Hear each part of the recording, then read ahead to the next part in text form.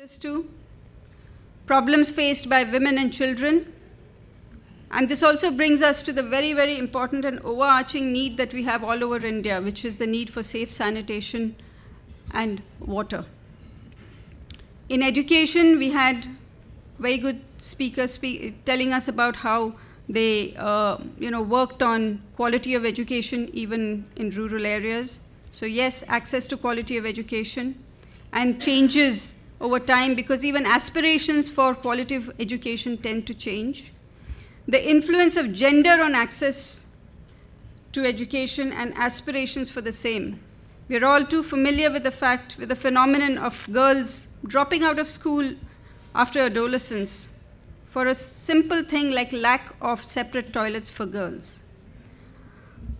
To take it further, aspirations and obstacles facing young people in pursuing higher education.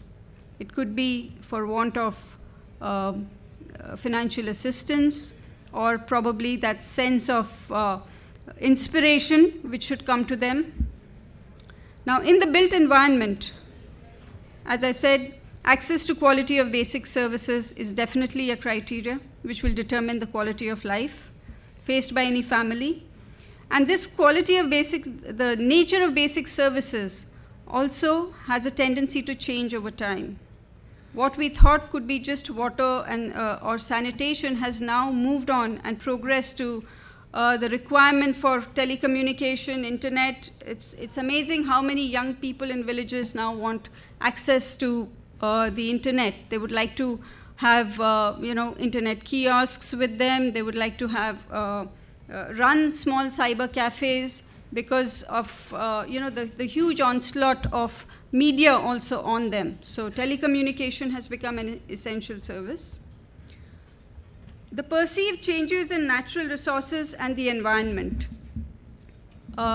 These are very subtle nuances which we tend to oversee, but all of these add on to the quality of life as perceived by these individuals. Changes in the frequency of natural disasters and why these are perceived to be occurring. It's now it's not just earthquakes, cyclones, or floods, but drought, water scarcity. It's one of the biggest drivers for people to look for alternative locations. And community preparedness to deal with natural disasters over time.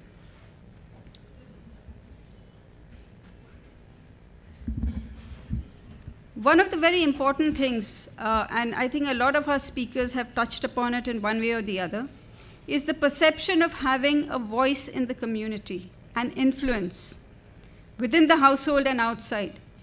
And for a fact, we know that women, for the longest time, did not have a voice even in their households, leave alone in the community.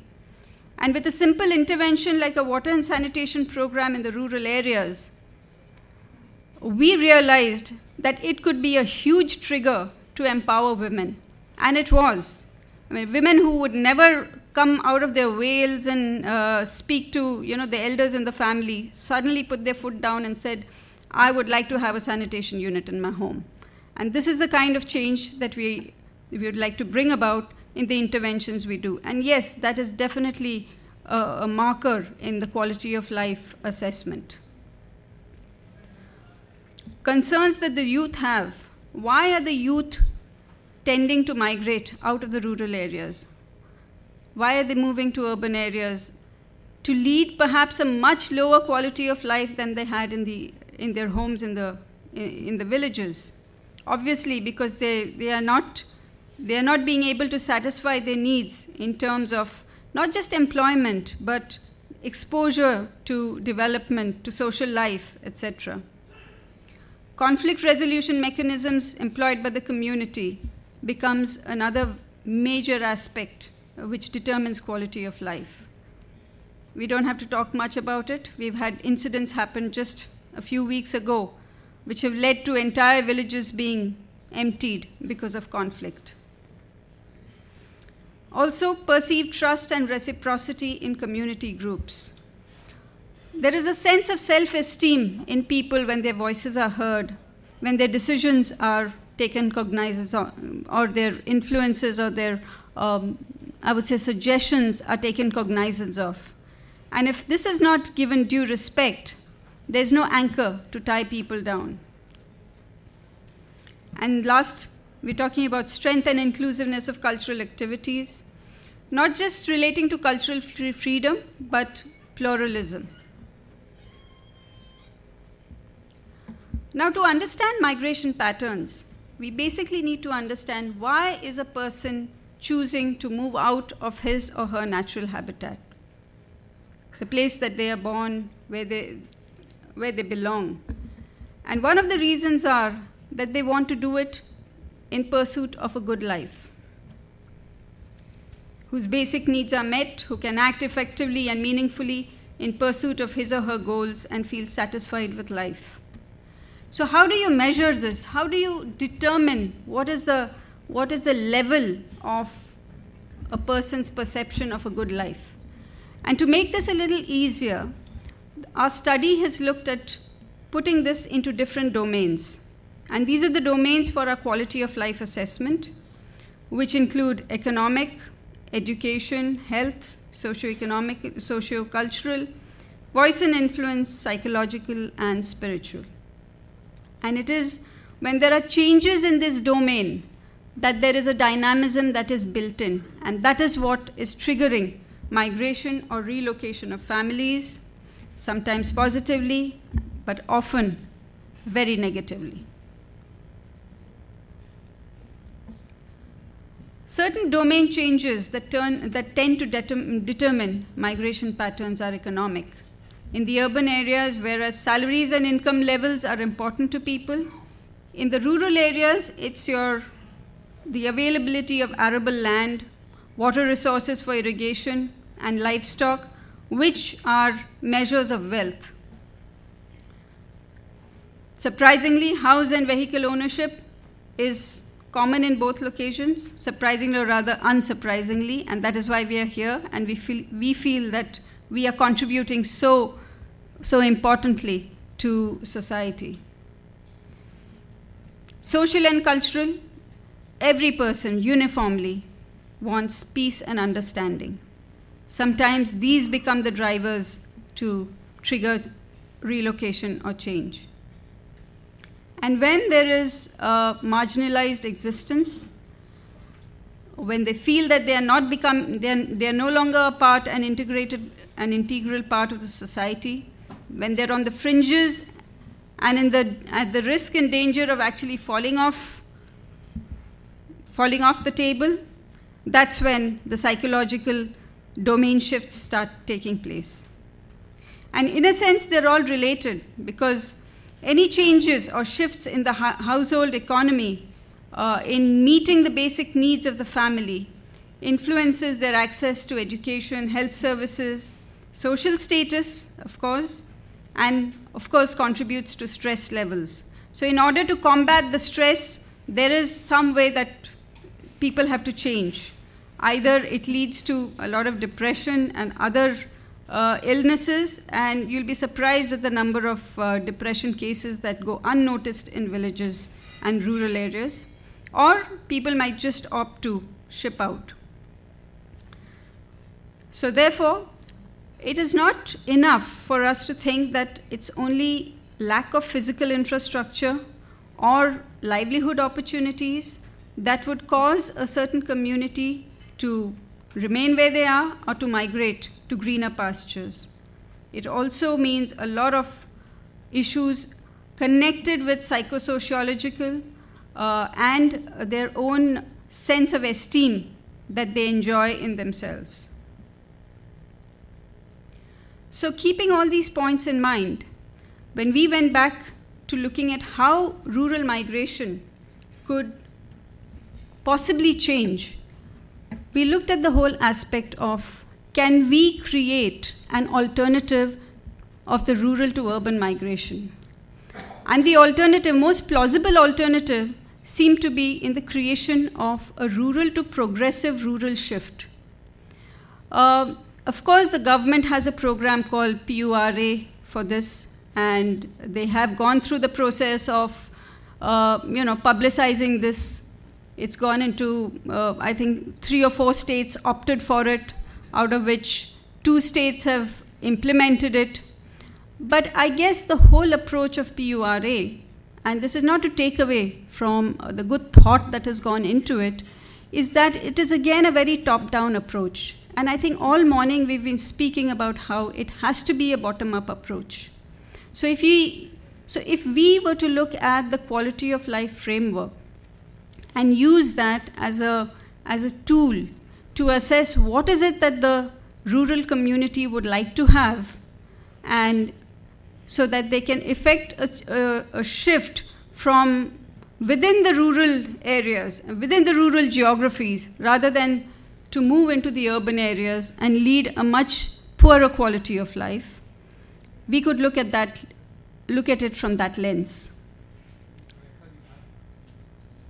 2 minutes, okay. So I'm very quickly going to tell you about this concept that we developed, and what came out of this and the deliberations with the community was natural disasters were their main concern, so were low incomes. And this led to other things like lack of awareness, lack of financial access, and their inability to afford housing and things like that. So the solution to that, we thought, would be rural rejuvenation. And rural growth, which led to this progressive rural centers, could only happen if the conducive environment could be provided. And who would provide this conducive environment? It would have to be, again, a network of people. And again, this is just reiterating what we've been speaking since morning. All these agencies who become the principal stakeholders of this change have to work together. The government, the elected panchayat, the civil society organizations, the community themselves, of course. An implementation framework,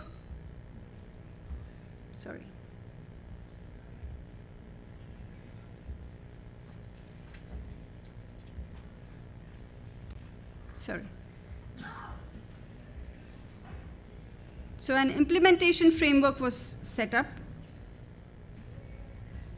and this included the core team at the village level. And these were technicalities that had to be dealt with: revalidation of data, technical assessment, individual family counseling to ascertain land titles. One of the biggest hurdles of these families was that their property titles were never in place. They were always, in some ancestor's name or divided among brothers, so they didn't really have a sense of worth. And unless you have a firm asset, it really doesn't tie you down. It doesn't give you a sense of worth. And the strategies involved 4 main aspects: community mobilizing to raise awareness, financial contribution and financial linkages, and promoting appropriate technologies, which would lead to habitat improvement interventions. The strategy had a kind of a framework which very clearly set out what were the responsibilities of the different agencies and the different stakeholders, who would play the primary role, and who would play the supporting role. And in a sense, it made us very, very aware of the evolving nature of rural habitat. What is it that people wanted? And people have been progressing. Rural habitat is not exactly what you and me would think of. Everybody has their own aspirations. So what started off with houses with tiled roofs, people now wanted houses with flat roofs for incremental housing, so that they could build on top of it for the next generation to follow. They opted for group housing. They said, if we want to move to an area of progressive growth, we would like to live together and relocate. But the principles remained the same. It had to be disaster-resistant construction, using local materials, training of masons and capacity building, getting the beneficiaries to contribute, and that would lead to improved quality of life and give them safe, secure, and healthy habitat. The assessment of needs actually threw up some very important issues. Water scarcity. You see a board here with the government, announcing that they have provided water supply distribution systems. But unfortunately, the taps run dry in the summer. So here's a team working with the villagers, and the first need was, how can we overcome the water shortage problem? Again, on flood control, another aspect which the community thought was of prime importance. And this is where infrastructure needs to be demanded from the government, from the state, from other civil society organizations who are in it, but to be implemented and put into place by the community, because they face the brunt of the floods when they do happen. Community-led activities for income enhancement. When this group of people moved from surrounding cluster of villages to the progressive rural area, not only did they move themselves, but they got together and they put up this dairy, a small dairy. I would say it's not really small. It has over 100 buffaloes. And it allowed them to move from being mere agricultural labor to part owners of this cooperative dairy. So in a sense, I think this was a good trajectory for them to do a shift. It saved them the ignominy of having to sell everything and move to the neighboring town or city and live in some really substandard condition. So this could be a good alternative that we would like to propose and promote. What else they required? Overshooting the time. Yes. Last slide. What else they required was access to finance. So we got a nationalized bank, the Central Bank of India, to come into the village, talk to them, and offer their basket of products. It meshes in really nicely with their priority sector lending program. And this is where the synergies have to be built. And it's only by doing all these things that we can bring about some kind of a change. And more than that, we can demonstrate to the rural population that we do have their interests in mind. Few challenges and constraints. Surekha, you really have to run through this one. I'm all done. And so the only thing is that we should try and explore if replication of this model can be done so that there is a balance of population among different rural areas with increased opportunities, infrastructure, markets, and resources. Thank you.